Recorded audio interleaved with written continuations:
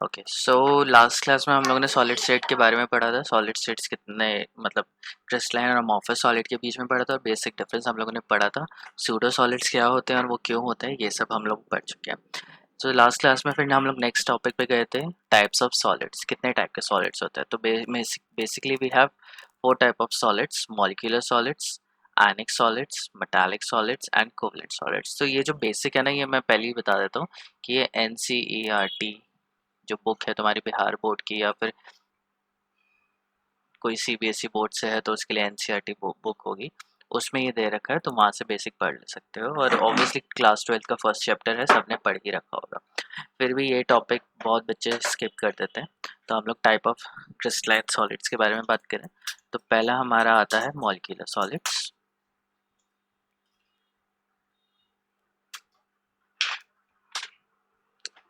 सो molecular solids क्या होते हैं? मॉलिक्यूलर सॉलिड्स ये होते हैं वेयर पार्टिकल्स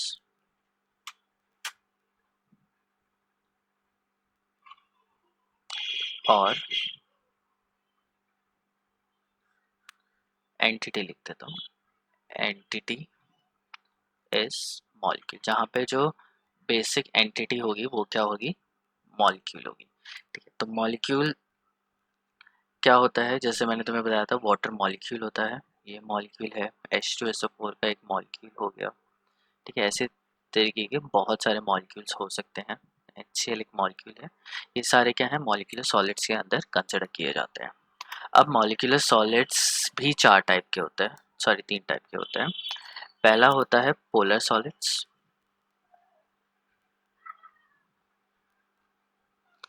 एक है non polar solids,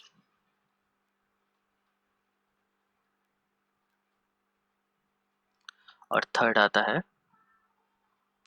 hydrogen bonded.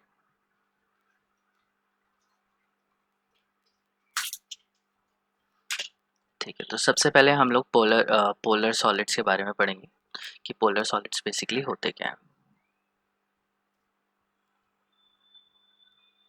तो पोलर सॉलिड और नॉन पोलर सॉलिड को डिस्टिंग्विश करने के लिए हमें पता होना चाहिए कि वो पोलर है या नहीं है। And polarity is judged on the basis of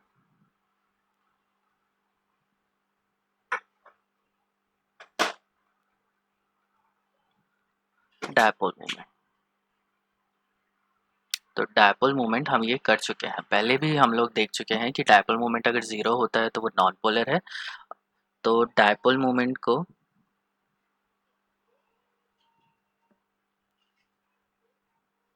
symbol क्या होता है? म्यू। ठीक है, सो म्यू डायपोल मोमेंट का एक सिंबल है, और म्यू के बेसिस पे हम लोग पता लगा सकते हैं कि जो हमारा कंपाउंड है वो पोलर है या नहीं है।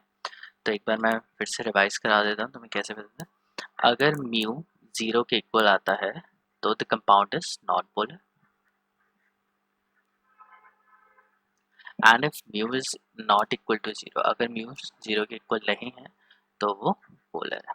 अगर डायपोल मोमेंट, म्यू क्या है यहाँ पे मैं फिर से लिख देता हूँ, mu is dipole moment.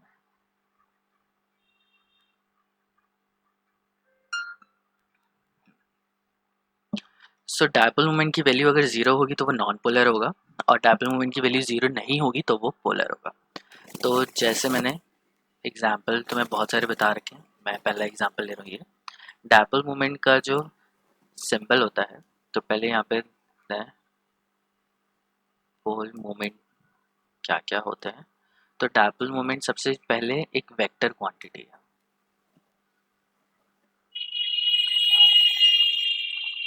Vector quantity का मतलब क्या है? इसके पास मैग्नीट्यूड भी होगा और साथ में डायरेक्शन भी होगी। और जब भी इनका एडिशन और सब्सट्रैक्शन होता है वो डायरेक्शन डिपेंडेंट होता है कि किस डायरेक्शन में। सो अगर दो वेक्टर सेम डायरेक्शन में है तो उनको अगर मैं ऐड करूँगा तो ऐसा हो जाएगा। अगर दो इक्वल मैग्नीट्यूड के अपोजिट डायरेक्शन में है तो इनका सम करूँगा तो ये क्या हो जाएगा? 0 हो जाएगा, यहाँ पे नल हो जाएगा। ठीक है, और एक इधर जा रहा है, एक इधर जा रहा है, तो इसका रिजल्टेंट कहाँ आ जाएगा? इस साइड जा जाएगा।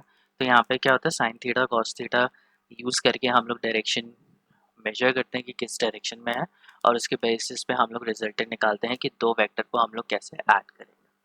सब्ट्रैक्ट वही हो गया, बेसिकली ऐड है, लेकिन अगर वो अपोजिट डायरेक्शन में तो ऑटोमेटिकली सब्ट्रैक्ट हो जाएगा वो। So dipole moment is a vector quantity, तो जब भी हम लोग इसको ऐड करेंगे तो हमें डायरेक्शन बहुत ज़रूरी है देखना, ठीक है। और डायपोल मोमेंट का जो सिंबल होता है वो तो म्यू होता है, और हम लोग देखते कैसे हैं, हम लोग इसको देखते हैं on the basis of this arrow. ये जो है ये इसका हेड है, और ये इसका क्या है, टेल है। हेड इज ऑलवेज टुवर्ड्स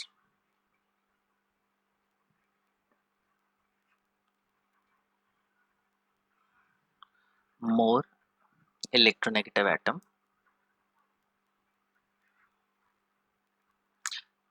तो जो ज़्यादा इलेक्ट्रोनेगेटिव एटम होगा हमेशा हेड कहाँ होगा, उसी के साइड पे होगा। और टेल कहाँ पे होता है, tail is towards less electronegative atom.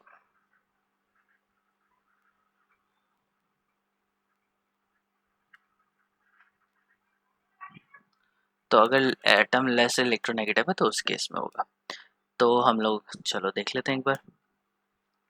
यहाँ पे कार्बन और ऑक्सीजन में से O is more electronegative,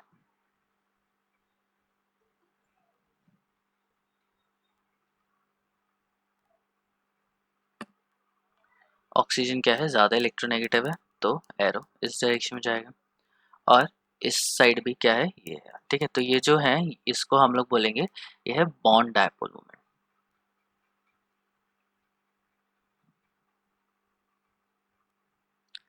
and overall dipole moment क्या होगा, moment is the sum of bond dipole moment.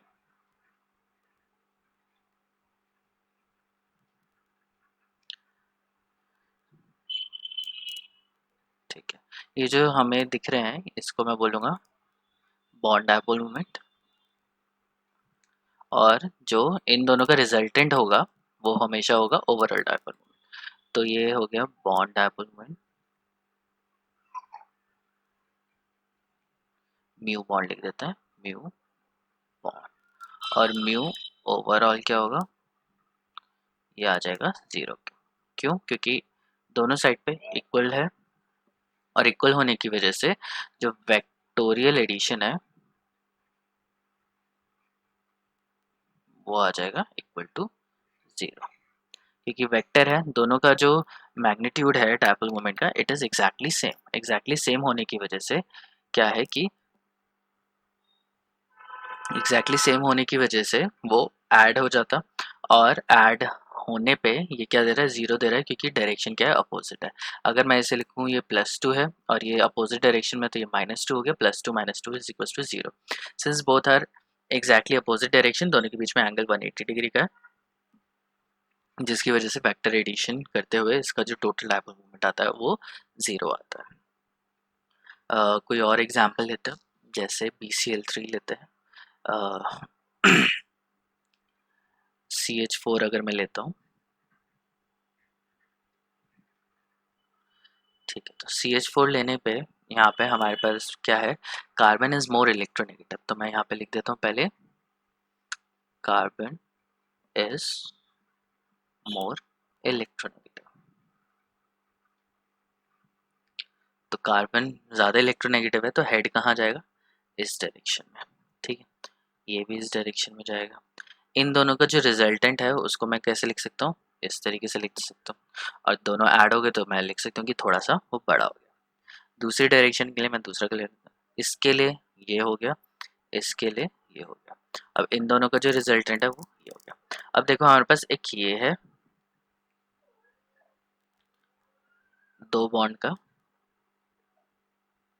एक हमारे पास ये है, और दूसरा हमारे पास ये है, ठीक है। सो जो टोटल होगा वो क्या आएगा, 0 के इक्वल आएगा। क्यों आएगा, क्योंकि एक इस डायरेक्शन में है, एक इस डायरेक्शन में है, दोनों क्या है, इक्वल मैग्नीट्यूड,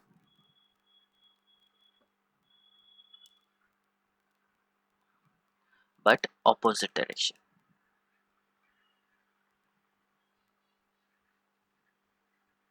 अपोजिट डायरेक्शन होने की वजह से जो डायपोल मोमेंट होगा वो क्या हो जाएगा, ज़ीरो हो जाएगा। ये अगर मैं +4 लेता हूँ, इसको अगर मैं -4 लेता हूँ, क्योंकि दोनों की अपोजिट डायरेक्शन है और 180 डिग्री का एंगल है, तो अगर ये पॉजिटिव साइड पे एक्स एक्सिस है और ये नेगेटिव साइड में एक्स एक्सिस है, तो +4 -4 आएगा और दोनों को ऐड करने पे हमारा क्या आ जाएगा, टोटल डायपोल मोमेंट 0 आ जाएगा। तो इसलिए मैं बोल सकता हूँ CO2 is non-polar in nature.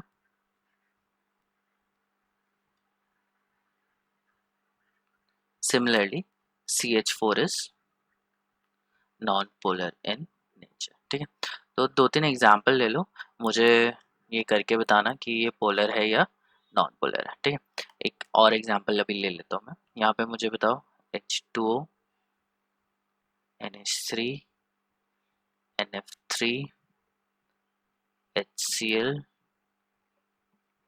और क्या ले सकते हैं, SO3 एंड SiF6। इन तीनों का बताना कि इनमें से कौन सा पोलर है, कौन सा नॉन पोलर है। ये तुम्हारे लिए होमवर्क हो गया।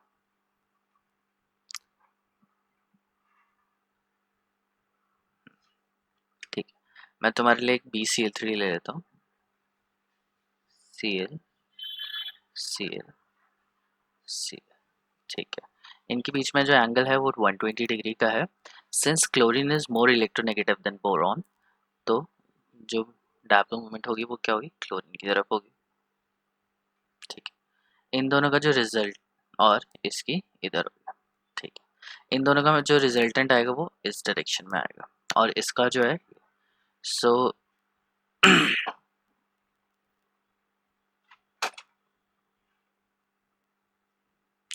इन दोनों का जो रिजल्टेंट है वो मैं ये ले लेता हूँ।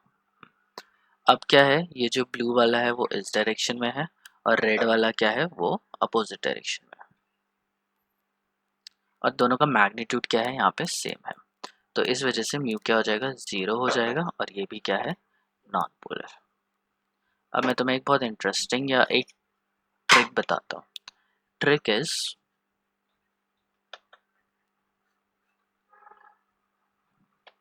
when all the atoms are same, all the ligating atoms बोल देता हूँ।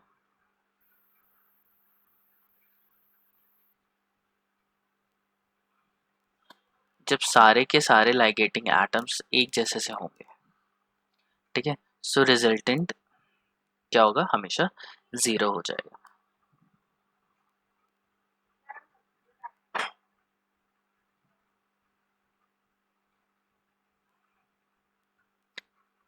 Zero for trigonal planar geometry।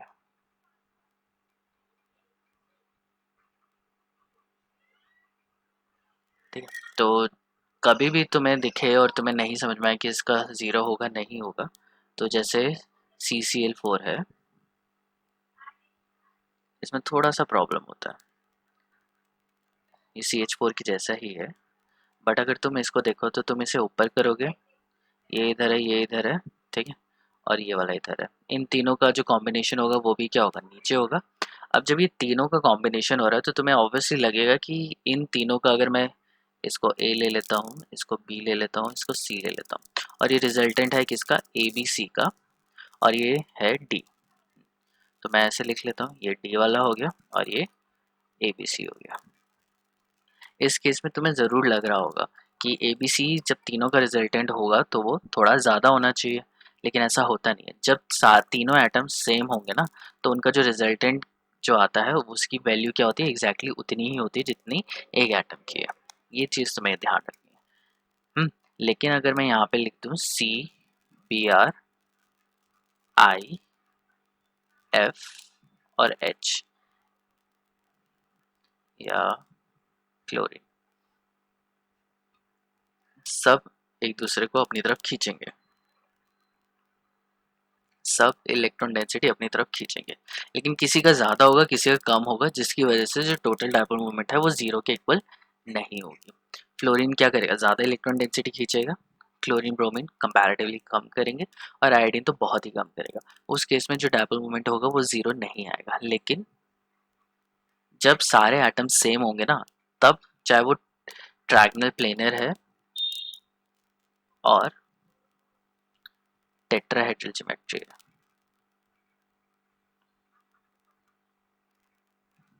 तब ये जो टोटल जो है वो 0 आएगा।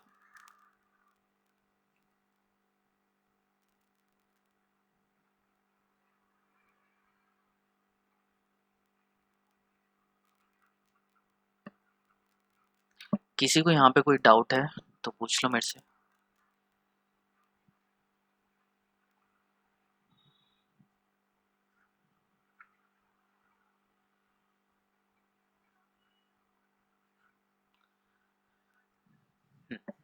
तो इस तरीके से हम लोग बता सकते हैं कौन सा पोलर होगा या कौन सा नॉन पोलर होगा।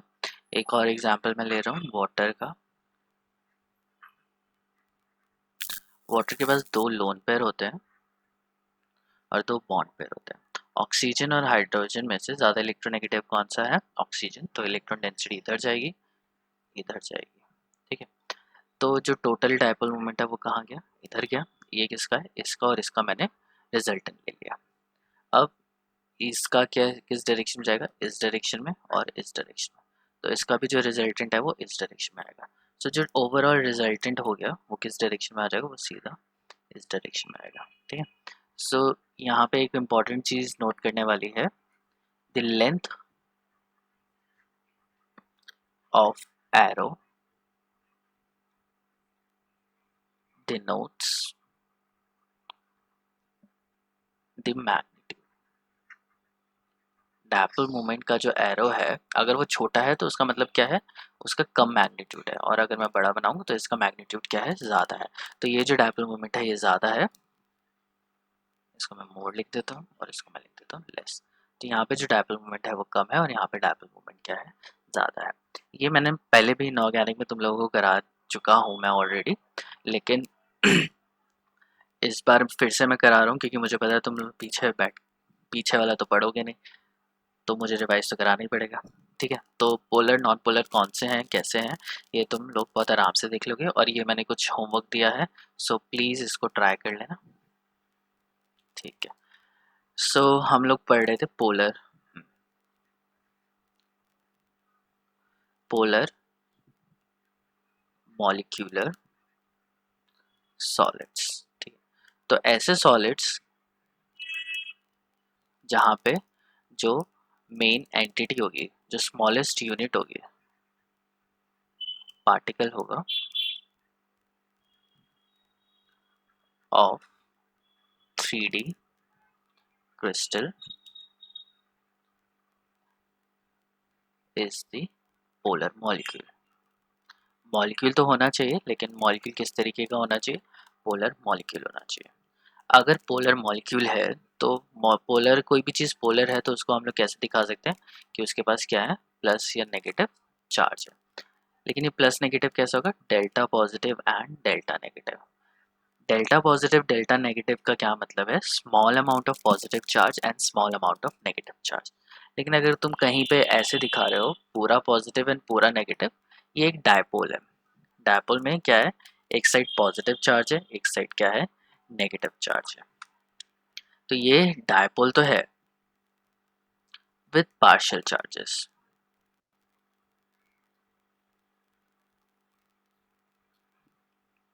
ठीक है, और यहाँ पे क्या है? फुल फ्लेज चार्जेस है।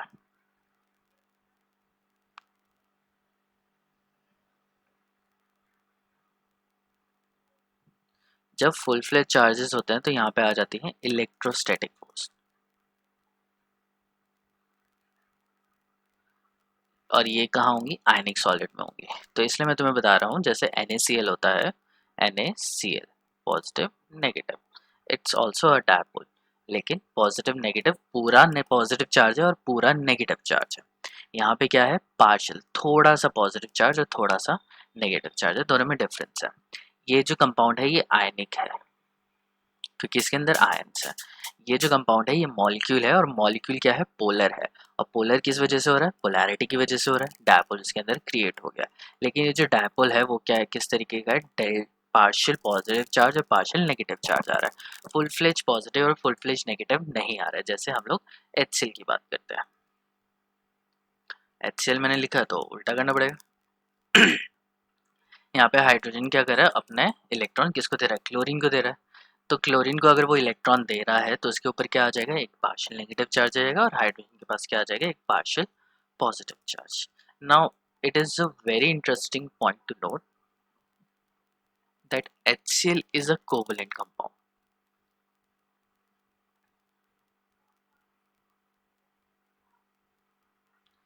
HCl क्या होता है, कोवलेंट होता है, आयनिक नहीं होता। लेकिन जब HCl को हम लोग वाटर में डालते हैं तो इतनी एनर्जी रिलीज होती है कि H प्लस आयन और Cl नेगेटिव आयन्स क्या हो जाते हैं, अलग अलग हो जाते हैं। सिंस हमें H प्लस और Cl नेगेटिव अलग अलग पानी में मिलते हैं, इसका मतलब ये नहीं है कि HCl क्या है, आयनिक कंपाउंड है। HCl की सॉल्युबिलिटी बहुत हाई होती है वाटर में, और जैसे ही वाटर में डालते हैं HCl को, इतनी ज़्यादा एनर्जी रिलीज होती है कि वो H और Cl का बॉन्ड क्या कर देता है, तोड़ देता है, जिसकी वजह से H अपने इलेक्ट्रॉन Cl को दे देता है, Cl के ऊपर नेगेटिव चार्ज आ जाता है, वो डेल्टा Cl नेगेटिव हो जाता है, और H के पास क्या आ जाता है, पॉजिटिव आ जाता है। तो ये चीज़ बहुत सारे इंटरव्यूज़ में या बहुत जगह पे पूछी जाती है कि HCl क्या है। सो HCl क्या होता है, एक कोवलेंट कंपाउंड होता है, साथ में इट इज़ अ गैस। ये क्या होती है, गैस होती है। लिक्विड कैसे होता है, लैब में हम लोग HCl का सोल्यूशन यूज़ करते हैं। HCl का सोल्यूशन मतलब HCl को किस में डाल देते हैं, ये तो गैस होती है, इसको वाटर में डाल देते हैं तो क्या बन जाता है, हाइड्रोजन क्लोराइड, हाइड्रोक्लोरिक एसिड बन जाता है। ठीक है, हाइड्रो इसका नाम क्या है, हाइड्रोक्लोरिक एसिड। ठीक है, HCl है ये, HCl का वाटर के अंदर सोल्यूशन। लेकिन जब HCl नॉर्मल होती है और वो गैस फॉर्म में होती है तो उसको हम लोग बोलते हैं hydrogen chloride, HCl, hydrogen chloride. Hydrochloric acid नहीं बोलेंगे क्योंकि ये यहाँ पे एसिड नहीं है। एसिड क्या होते हैं, जो H प्लस आयन दे सकते हैं, लेकिन HCl क्या है, एक कोवलेंट कंपाउंड है, तो वो H प्लस आयन इतनी आराम से नहीं देता। अगर वो H प्लस आयन नहीं देगा तो वो एसिड नहीं है। तो हाइड्रोजन क्लोराइड का नेचर एसिडिक होता है, कब होता है, जब वो वाटर के अंदर जाता है। अदरवाइज HCl क्या है, गैस है, और वो इतना एसिडिक नहीं दिखेगी अगर वो वाटर के अंदर प्रेजेंट नहीं है। तो ये बहुत इंपॉर्टेंट कॉन्सेप्चुअल क्वेश्चंस है, कोई भी तुमसे कहीं पर भी ये पूछ सकता है, तो तुम्हें ध्यान रखना है इसका कि HCl गैस होती है, कोवलेंट कंपाउंड है। कैसे पता चलेगा, कैसे, जब हम लोग ऑक्टेट रूल लगते हैं तो क्लोरीन के हम लोग क्या दिखाते हैं, 7 इलेक्ट्रॉन, तो इसने 8 कर लिए और इसने 2, इसके पूरे, इसका डबलेट पूरा हो गया, इसका ऑक्टेट। अब यहाँ पे क्या हो रहा है, शेयरिंग ऑफ इलेक्ट्रॉन हो रहा है, और शेयरिंग ऑफ इलेक्ट्रॉन का मतलब क्या है, कोवलेंट कंपाउंड। ठीक है, तो HCl जब भी हम लोग सबसे पहले ऑक्टेट थ्योरी पढ़ते हैं तो HCl का सबसे आराम से एग्जांपल हम लोग बहुत आराम से यूज़ करते हैं। बहुत बार देखा होगा जब भी तुम ऑक्टेट थ्योरी पढ़ोगे HCl का यूज़ होता है, क्योंकि HCl क्या है, कोवलेंट कंपाउंड है। ठीक है, आयनिक कंपाउंड नहीं है। तो यहाँ से तुम्हें इस कॉन्सेप्ट से याद रहेगा कि HCl तुम्हारी क्या है, कोवलेंट कंपाउंड है। ठीक है, सो हम लोग यहाँ पे बात कर रहे थे पोलर। ठीक है, सो पोलर होने की वजह से यहाँ पे क्या आएगा, एक पार्शियल पॉजिटिव और पार्शियल नेगेटिव आएगा।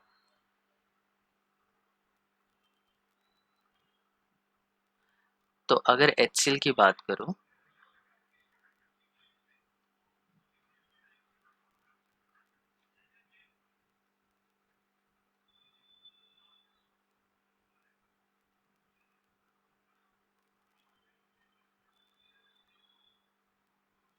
हाइड्रोजन के पास क्या है, डेल्टा पॉजिटिव, क्लोरीन के पास delta negative, delta negative, delta positive, delta negative, delta positive.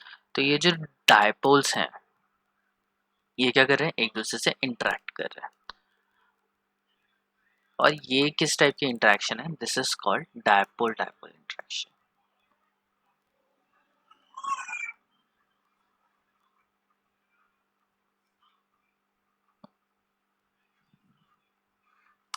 सो जब दो डायपोल्स एक दूसरे के साथ अटैच होते हैं, एक दूसरे के पास आते हैं, तो उनके अंदर क्या होता है, एक फोर्स ऑफ अट्रैक्शन जनरेट हो रही है। ये जो फोर्स ऑफ अट्रैक्शन है, इसका नाम है डायपोल डायपोल इंटरेक्शन, क्योंकि ये दो डायपोल के बीच में होती है। तो जैसे ये होता है, कीटोन है, इस पर डेल्टा नेगेटिव है, इस पर डेल्टा पॉजिटिव है, इसके ऊपर डेल्टा पॉजिटिव, डेल्टा। तो जो एल्डिहाइड कीटोन्स होते हैं उनके अंदर भी क्या होता है, डायपोल डायपोल इंटरेक्शन होता है, and it is a part of wonder wall forces.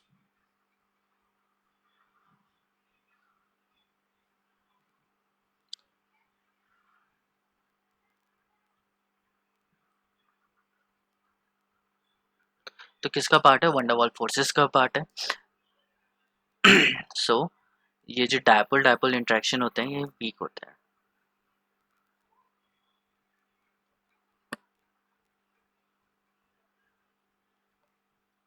Are weak interactions. ये जो डायपोल डायपोल इंट्रैक्शंस होते हैं बहुत वीक होता है, बहुत आराम से टूट जाते हैं, थोड़ी सी एनर्जी दो ये एकदम टूट जाएंगे।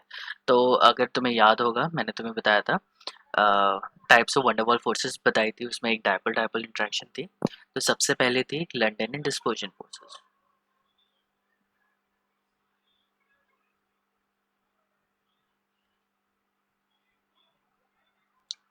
ये सबसे ज़्यादा वीक होती है। फिर डायपोल डायपोल होती है। डायपोल इंड्यूस डायपोल था, लेकिन मैं लिख देता हूँ dipole induce dipole and then dipole dipole.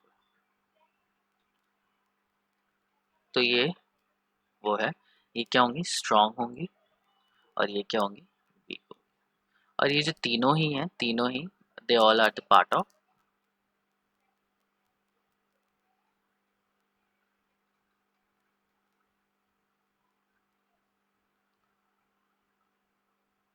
Van der Waals forces. ठीक है, तो वंडरवॉल फोर्सेस का ये पार्ट है। तीन है इसमें, लंडन डिस्पर्जन सबसे वीक होती है, डायपोल डायपोल क्या होती है? स्ट्रॉन्ग होती है। तो जो पोलर कंपाउंड्स होते हैं इनके पास क्या होता है? डायपोल डायपोल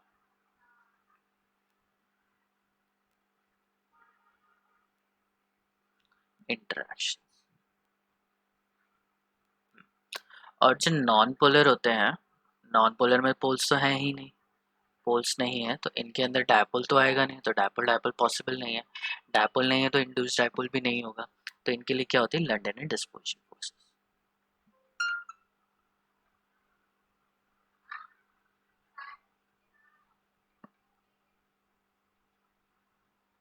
तो यहाँ पे क्या हो गया? लंडन एंड डिस्पर्जन फोर्सेस हो गया। तो इससे मुझे क्या पता चल रहा है? मुझे बहुत कुछ पता चल रहा है, बताता हूँ मैं। तो पहली चीज HCl है। अब HCl तो गैस होती है, लेकिन अब तुम इसे क्या करोगे? फ्रीज करोगे, टेम्परेचर कम करोगे तो HCl क्या बन जाएगा? सॉलिड बन जाएगा।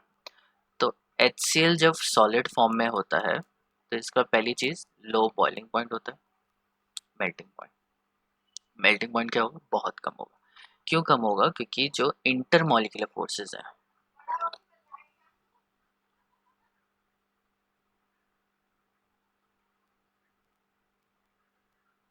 Forces are week.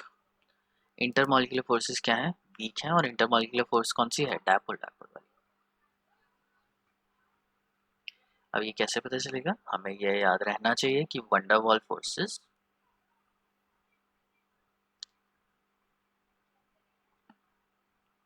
Are the weakest force in the nature.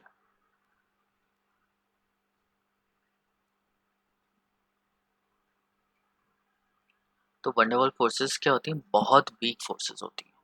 बहुत वीक फोर्सेस होने की वजह से इनको तोड़ना क्या होता है? बहुत ज़्यादा आसान होता है। बहुत आराम से टूट जाती हैं, बहुत आराम से टूट जाती हैं। तो HCl के जो मॉलिक्यूल साथ में है सॉलिड स्टेट में,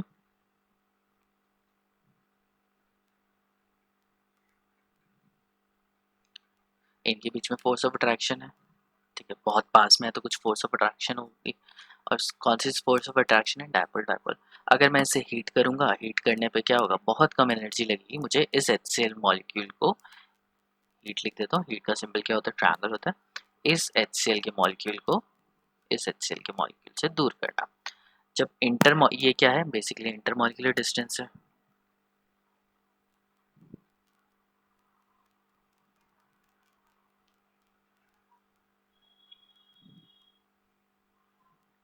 सो ये इंटरमॉलिक्यूलर डिस्टेंस क्या हो गया?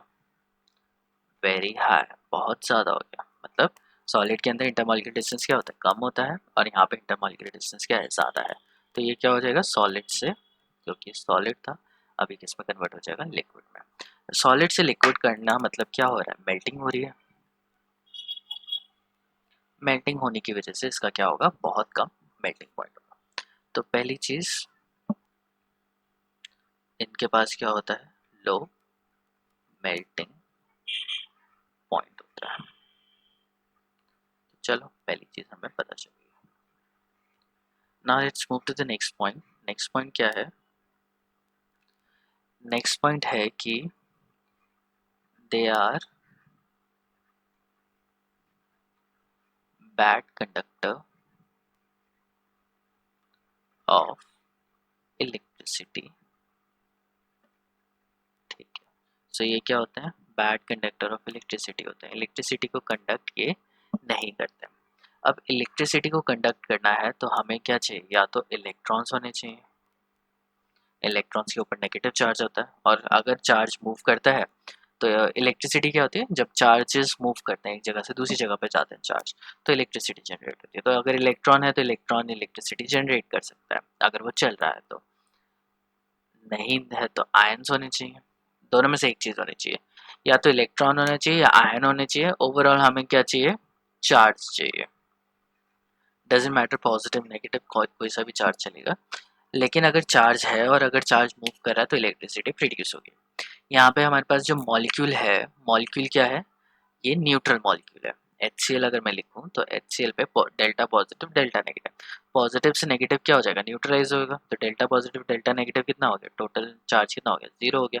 अगर टोटल चार्ज जीरो हो जाता है तो क्या हो गया? मॉलिक्यूल न्यूट्रल है। और अगर मॉलिक्यूल न्यूट्रल है तो इसका क्या मतलब है? कि वो इलेक्ट्रिसिटी कंडक्ट नहीं कर सकता। तो न्यूट्रल मॉलिक्यूल इलेक्ट्रिसिटी को कंडक्ट नहीं करेगा। दूसरा तो ज़्यादा कुछ इसमें आएगा नहीं। चलो अब हम लोग पढ़ लेते हैं नॉन पोलर।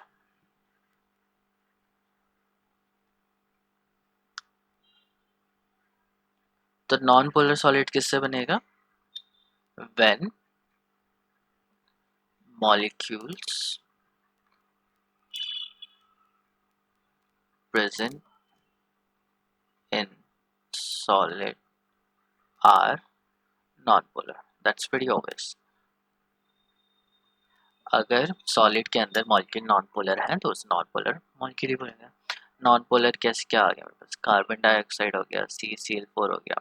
तो देखो ये गैस है, ये लिक्विड है, लेकिन अगर मैं इनको फ्रीज कर दूंगा तो ये किस में कन्वर्ट हो जाएंगे? ये सॉलिड में हो जाएंगे। तो ये किस तरीके? CO2 जब वो सॉलिड होता है तो उसे क्या बोलता है? ड्राई आइस बोलता है।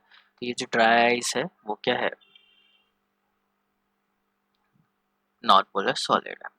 अब नॉन पोलर सॉलिड होने के बाद हमें ये पता चलता है कि इंटरमॉलिक्यूलर फोर्सेस क्या होंगे?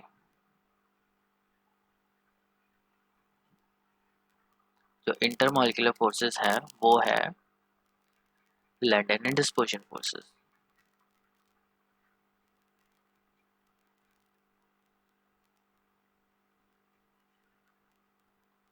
लंडन एंड डिस्पर्शन फोर्सेस क्या है?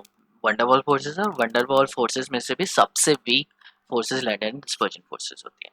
तो इससे हमें ये पता चल रहा है कि they have lowest melting point. इनका जो मेल्टिंग पॉइंट होता है वो क्या होता है? बहुत ही ज़्यादा कम होता है, -100 -200 के आसपास होगा। और इनका मेल्टिंग पॉइंट पोलर मॉलिक्यूल से भी, पोलर सॉलिड से भी क्या होगा? कम होगा। साथ में they also don't have ions, तो आयंस नहीं है तो they are also bad conductor of electricity.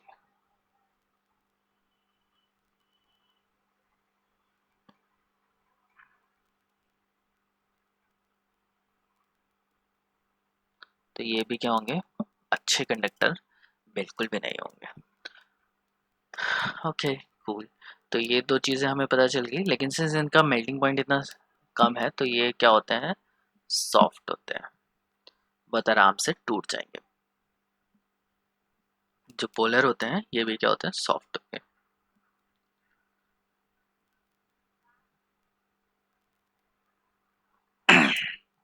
Okay, so next आता है hydrogen bonded solid.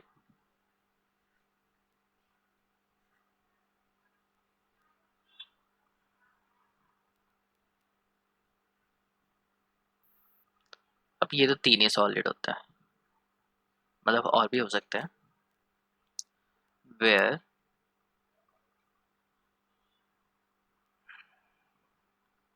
molecules are involved in hydrogen bonding. तो जब मॉलिक्यूल्स हाइड्रोजन बॉन्डिंग में इन्वॉल्व होंगे तब उसे हम लोग बोलेंगे हाइड्रोजन बॉन्डेड सॉलिड। तो पहली चीज मॉलिक्यूलर सॉलिड है, तो मॉलिक्यूल हमें ऐसे चाहिए जो हाइड्रोजन बॉन्डिंग कर सके। तीन ही आएंगे इसमें मेजरली। एक सेकेंड।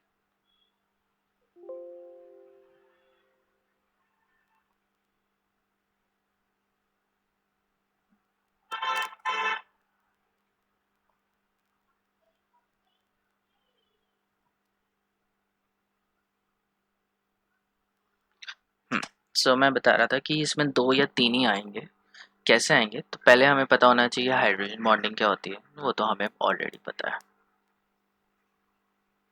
तो हाइड्रोजन बॉन्डिंग जब हम लोग करते हैं, मॉलिक्यूल्स कब हाइड्रोजन बॉन्डिंग करते हैं, हाइड्रोजन बॉन्डिंग के लिए दे नीड हाइड्रोजन एक्सेप्टर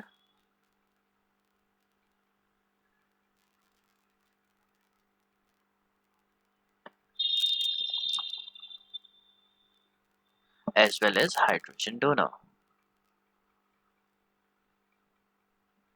अब हाइड्रोजन एक्सेप्टर कौन से होंगे, हाइड्रोजन एक्सेप्टर वो होंगे जो स्ट्रांगली इलेक्ट्रोनेगेटिव होंगे।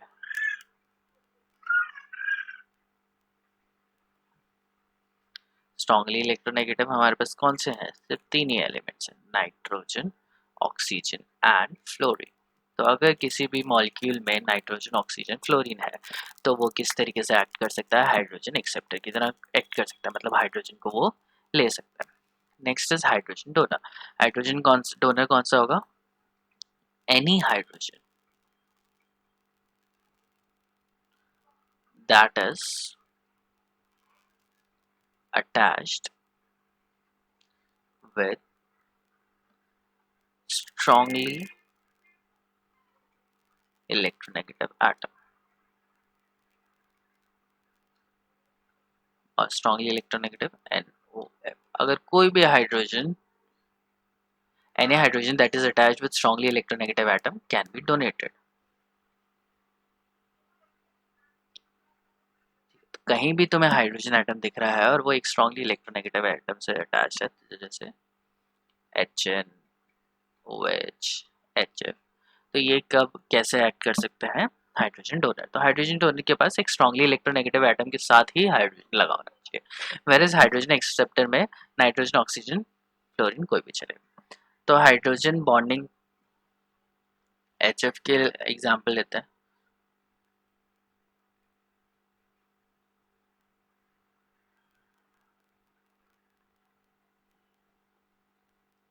इस केस में फ्लोरीन हाइड्रोजन को एक्सेप्ट कर रहा है। तो ये क्या बन गया, हाइड्रोजन एक्सेप्टर। यहाँ पे हाइड्रोजन डोनेशन हो रहा था, हाइड्रोजन डोनर। लेकिन यहाँ पे ये वाला फ्लोरीन क्या कर रहा है, हाइड्रोजन एक्सेप्ट कर रहा है, तो इसको मैं बोलूँगा हाइड्रोजन एक्सेप्टर। यहाँ पे ये हाइड्रोजन डोनर की तरह काम कर रहा है। तो देखो दो हाइड्रोजन डोनर है, दो हाइड्रोजन एक्सेप्टर है। तो मॉलिक्यूल में यहाँ पे हाइड्रोजन फ्लोरीन के साथ जुड़ा हुआ है, तो ये हाइड्रोजन डोनर की तरह काम करेगा। और यही एटम्स क्या करते हैं, हाइड्रोजन एक्सेप्टर की तरह भी काम करते हैं। कौन से, फ्लोरीन, ऑक्सीजन एंड नाइट्रोजन। ये तुम लोगों को अच्छे से आता है। So I am moving further. So HF, H2O, NH3, let me consider an H4OH also, they all are hydrogen bonded solid।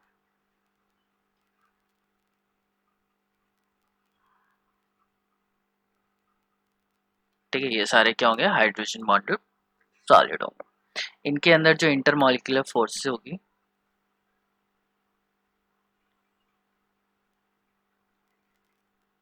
कौन सी होगी, H, hydrogen bonding.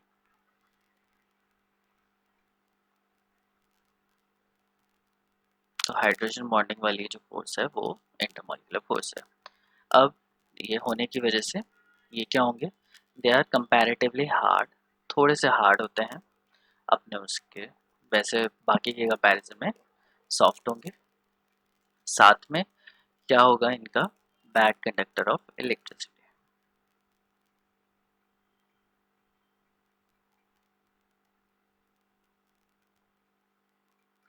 Bad conductor of electricity क्यों? क्योंकि मॉलिक्यूल हैं, इनके पास कोई प्रॉपर पॉजिटिव और negative charge नहीं है। प्रॉपर पॉजिटिव और नेगेटिव चार्ज नहीं होने की वजह से ना ही इनके पास कोई फ्री इलेक्ट्रॉन्स हैं, ना ही आयंस हैं जो कि इलेक्ट्रिसिटी को कंडक्ट कर सके। Hence they are also bad conductor of electricity. Soft hard, वैसे बाकी सारे सॉलिड्स के कंपैरिजन में मॉलिक्यूलर सॉलिड्स क्या होते हैं? सॉफ्ट होते हैं। लेकिन इन सब में से जो नॉन पोलर होते हैं वो सॉफ्टेस्ट होंगे, फिर polar and then H bonded.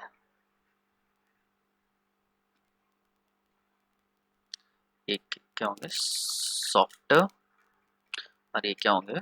Hard. ठीक है, तो ये काफ़ी सॉफ्ट होंगे और ये काफ़ी हार्ड होंगे एक दूसरे के कंपैरिजन में। लेकिन जब हम लोग आयनिक सॉलिड्स और बाकी सारे सॉलिड्स की बात करेंगे तो उनसे तो ये सारे सॉफ्ट होंगे। क्लियर? तो मैं ज़रा वापस जाता हूँ, इनके बारे में और क्या है। तो देखो, कॉन्स्टिट्यूएंट मॉलिक्यूलर सॉलिड में हमने पढ़ा non polar, polar and hydrogen bonded. तीनों में कॉन्स्टिट्यूएंट पार्टिकल्स कौन सा है? मॉलिक्यूल है। मॉलिक्यूल क्यों है? क्योंकि ये सारे के सारे क्या है? मॉलिक्यूलर सॉलिड्स हैं, तो यही होगा। तो इनके अंदर क्या होता है? नॉन पोलर में क्या होता है? डिस्पर्शन और लंडन फोर्सेस होती है। पोलर में डायपोल डायपोल होता है, और हाइड्रोजन बॉन्डिंग में हाइड्रोजन बॉन्डिंग इंटरमॉलिक्यूलर फोर्सेस होती है। एग्जाम्पल तुम्हें दे रखा है। साथ में फिजिकल नेचर क्या होंगे? ये सॉफ्ट होगा, ये सॉफ्ट है, और ये क्या है? हार्ड है। इलेक्ट्रिकल कंडक्टिविटी, इनके पास आयंस वगैरह कुछ नहीं है, तो ये सारे के सारे क्या होंगे? इंसुलेटर होंगे। और मेल्टिंग पॉइंट जैसे मैंने बताया कि बहुत आराम से टूट सकते हैं, सॉफ्ट हैं, तो ऑब्वियसली इनका मेल्टिंग पॉइंट क्या होगा? लो होगा, इसका लो होगा, और इनका भी क्या होता है? मेल्टिंग पॉइंट लो होता है। क्योंकि ये जो इंटरमॉलिक्यूलर फोर्सेज हैं, वंडरवॉल फोर्सेज हैं, van der Waals forces weakest forces in nature होता है, तो किसी भी मॉलिक्यूल को तोड़ने के लिए हमें कम एनर्जी देने की ज़रूरत पड़ेगी। हाउएवर हाइड्रोजन बॉन्डिंग की जो स्ट्रेंथ होती है वो थोड़ी ज़्यादा होती है as compare to van der Waals forces. तो हाइड्रोजन बॉन्डिंग ज़्यादा स्ट्रांग होने की वजह से हमें ज़्यादा एनर्जी देनी पड़ेगी, जिसकी वजह से इनका मेल्टिंग पॉइंट लो तो होता है। हाइड्रोजन बॉन्डिंग इतनी स्ट्रांग नहीं होता है, लेकिन स्ट्रांग होते हैं कंपैरेटिवली इन दोनों के। ठीक है, तो इन दोनों के कंपैरिजन में हाइड्रोजन बॉन्डिंग ज़्यादा स्ट्रांग होती है, तो इनका मेल्टिंग पॉइंट थोड़ा ज़्यादा होता है, लेकिन लो ही होता है। जैसे तुम्हारे पास एग्जाम्पल है आइस। आइस का मेल्टिंग पॉइंट क्या है? 0 डिग्री सेल्सियस, तो बहुत आराम से मेल्ट कर जाता है। ओके, सो ये हो गया। चलो आगे चलते हैं आयनिक सॉलिड्स में। So next is ionic solids. तो आयनिक सॉलिड्स में जो कॉन्स्टिट्यूएंट पार्टिकल होंगे,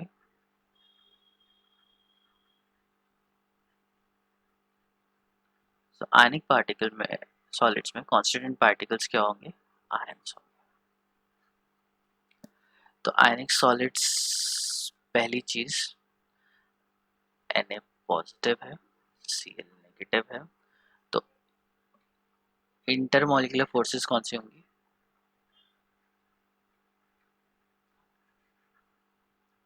तो इंटरमॉलिक्यूलर फोर्सेस को हम लोग 3 या 4 तरीके से लिख सकते हैं। एक तो हम लोग लिख सकते हैं आयनिक फोर्सेस, या इलेक्ट्रोस्टैटिक लिख सकते हैं, या कोलम्बिक फोर्सेस ऑफ अट्रैक्शन लिख सकते हैं। और ये क्या होती है? Very strong in nature.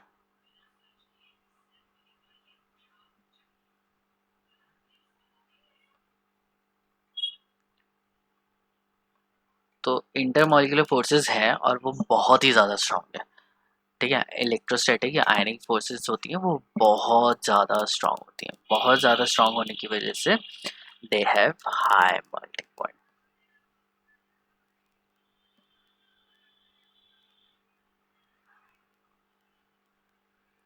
High melting point क्यों होगा? क्योंकि इंटरमॉलिक्यूलर फोर्सेस ज़्यादा हैं। इंटरमॉलिक्यूलर फोर्सेस ज़्यादा होने की वजह से उनको अलग अलग करना क्या हो जाएगा? काफ़ी ज़्यादा मुश्किल होगा।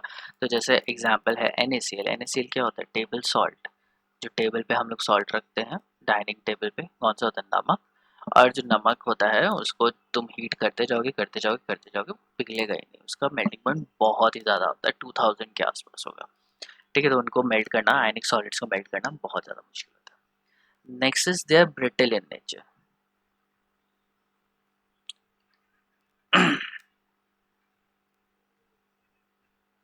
अब ब्रिटल का मतलब क्या होता है कि अगर मेरे पास NaCl है, NaCl का एक क्यूब ले लिया मैंने यहाँ पे, ठीक है, नमक का एक क्यूब, और उसके ऊपर मैं हैमर से इसे मारता हूँ। तो हैमर से मारूंगा तो ये क्या हो जाएगा, टूट जाएगा। तो इस प्रॉपर्टी को क्या बोलते हैं, ब्रिटल। ठीक है, मतलब किसी भी चीज़ के ऊपर अगर हैमर मारो और वो टूट जाता है और फ्लैट नहीं होता है, मतलब दबेगा नहीं, कंप्रेस नहीं होगा, तो उसे हम लोग क्या बोलते हैं, ब्रिटल। तो आयनिक सॉलिड्स क्या होते हैं, ब्रिटल इन नेचर। ओके, साथ में they are bad conductor of electricity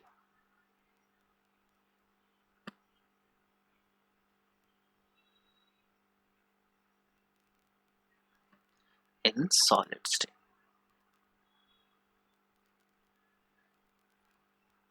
ठीक, सॉलिड स्टेट में क्या होता है, ये बहुत खराब कंडक्टर होते हैं इलेक्ट्रिसिटी के।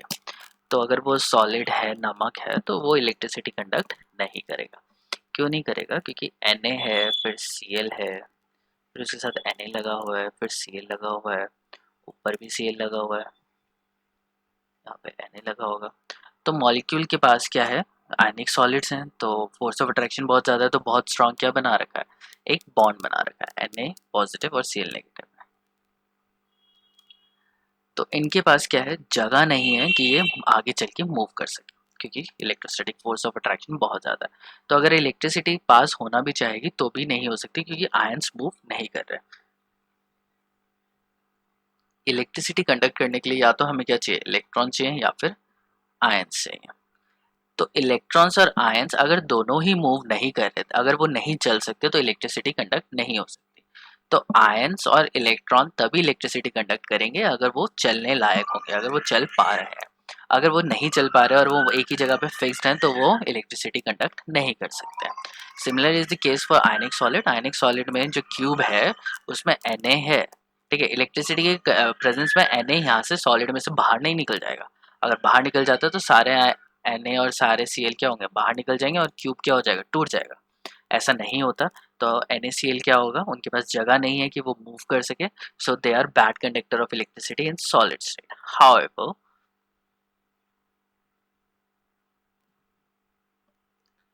they are good conductor of electricity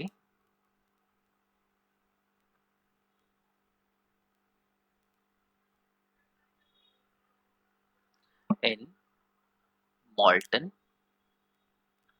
or aqueous state।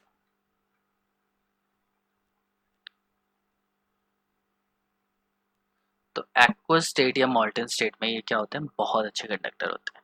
क्यों होते हैं, मॉल्टन मतलब लिक्विड स्टेट, तो अगर वो लिक्विड हो गया तो Na क्या होता है और Cl नेगेटिव क्या करते हैं, अपनी इस रेंज में क्या कर सकते हैं, मूव कर सकते हैं, इधर उधर मूव कर सकते हैं। और अगर चार्ज या आयन इलेक्ट्रॉन कुछ भी मूव कर रहा है तो मतलब वो इलेक्ट्रिसिटी कंडक्ट कर सकता है। सो जब वो मॉल्टन होंगे या एक्वस स्टेट में होंगे, NaCl को किस में डाल दिया, पानी में डाल दिया, तो पहली चीज NaCl इलेक्ट्रिसिटी कंडक्ट नहीं करता।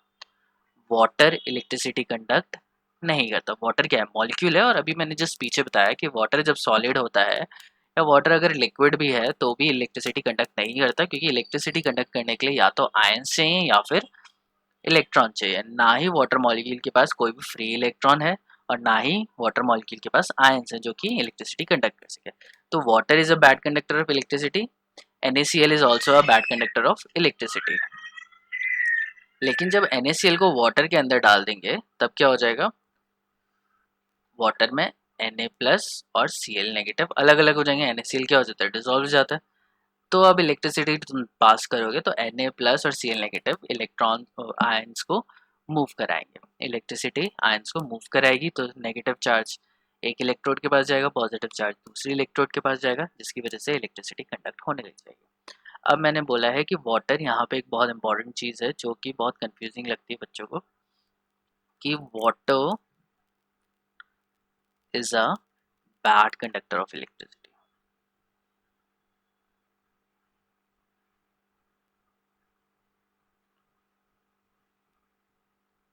तो इसका मतलब क्या है कि अगर तुम बिजली की तार पानी में डाल दोगे तो तुम्हें करंट नहीं लगेगा, तुम्हें करंट लग जाएगा।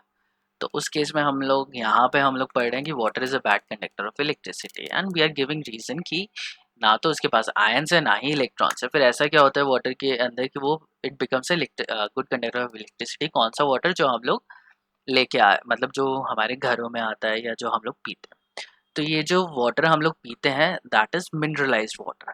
मिनरलाइज्ड वाटर मतलब उसके अंदर क्या है? मिनरल्स हैं।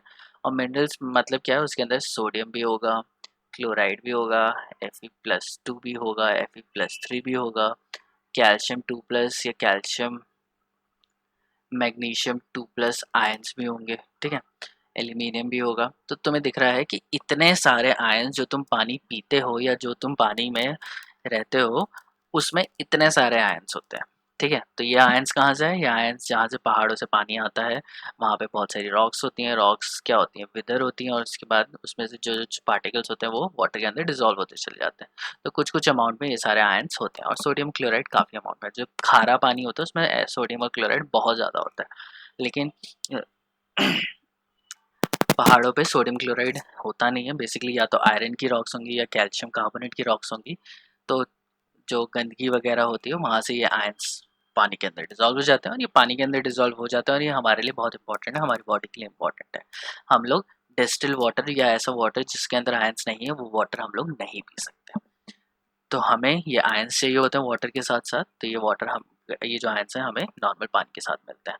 तो ये जो आयंस हैं ये are responsible, they these are responsible for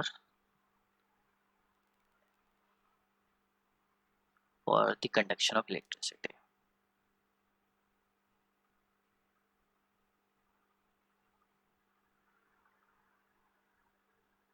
तो इलेक्ट्रिसिटी को कंडक्ट करने के लिए ये इंपॉर्टेंट होते हैं, और इसी की वजह से वाटर क्या होता है? गुड कंडक्टर ऑफ इलेक्ट्रिसिटी बन जाता है जब इसके अंदर ये आयंस होते हैं। सो जो डिस्टिल्ड वाटर होता है, sometimes we also call deionized water। डीआयनाइज का मतलब डी मतलब निकाल दिया और उसके अंदर कोई आयंस नहीं है। तो डिस्टिल्ड और डीआयनाइज, डिस्टिल्ड वाटर क्या होता है कि पानी है, डिस्टिलेशन मतलब पानी यहाँ पे है, उसको इवेपोरेट करा, वो इवेपोरेट होके एक दूसरी जगह पे तुमने कलेक्ट कर लिया और वो पानी बन गया। तो इस प्रोसेस को हम लोग बोलते हैं डिस्टिलेशन। जो नॉर्मल वाटर साइकिल होती है, ओशन से पानी इवेपोरेट होता है। तो पानी अगर इवेपोरेट होगा तो वो आयन से, ये जो आयन है ये इवेपोरेट नहीं होते, ये हवा में नहीं जाते, सिर्फ क्या जाता है? पानी ऊपर इवेपोरेट कर जाता है, और पानी ऊपर इवेपोरेट करके जाएगा तो नमक नीचे छूट जाता है। जो आयन से ये सारे होते हैं ना ये नीचे छूट जाता है। तो पानी ऊपर जाएगा तो वो बेसिकली वापस जब नीचे आता है तो उसको हम लोग डिस्टिल कंसिडर कर सकते हैं। तो जो रेन वाटर होगा तुम उसको बोल सकते हो डिस्टिल वाटर है। और डिस्टिल वाटर में आयंस नहीं होते ऐसे ज़रूरी नहीं है, बहुत कम अमाउंट में आयंस होता है, ठीक है। लाइक 1 मिलियन मॉलिक्यूल्स में 10 या 15 होंगे, ठीक है। और डीआयनाइज वाटर होता है जिसके अंदर बिल्कुल भी आयंस नहीं होते, सारे आयंस उसमें से हटा दिए। डीआयनाइज वाटर कहाँ यूज़ किया जाता है? लैब्स में यूज़ किया जाता है। किस लिए? जब हम लोग कोई एक्सपेरिमेंट कर रहे होंगे और मुझे पता लगाना है कि इसके अंदर Fe2+ या Fe3+ आयंस है या नहीं, तो मैंने जो सॉल्ट दिया है, और अगर तुम्हारे पानी के अंदर वो आयंस ऑलरेडी है तो कोई फ़ायदा नहीं है, मतलब वो उसका टेस्ट पॉजिटिव आ जाएगा। तो इस केस में लैब्स में जब हम लोग काम करते हैं तो हमें डीआयनाइज्ड वाटर यूज़ होता है, कई बार हम लोग डिस्टिल वाटर भी यूज़ कर लेते हैं, ठीक है। So ions are bad conductor of electricity, ये हम लोग समझ चुके हैं। They are high melting point होता है इनका। सो ब्रिटल इन नेचर होते हैं, मेल्टिंग पॉइंट हाई होगा, ब्रिटल इन नेचर होगा, बैड कंडक्टर ऑफ इलेक्ट्रिसिटी होंगे सॉलिड स्टेट में। बट जब वाटर में जाएंगे और मॉल्टेन स्टेट में होंगे तो ये देख become good conductor of electricity, ठीक है। सो आज के लिए हम लोग इतना ही करते हैं, थोड़ा सा बचा है वो नेक्स्ट क्लास में हम लोग कंप्लीट कर लेंगे।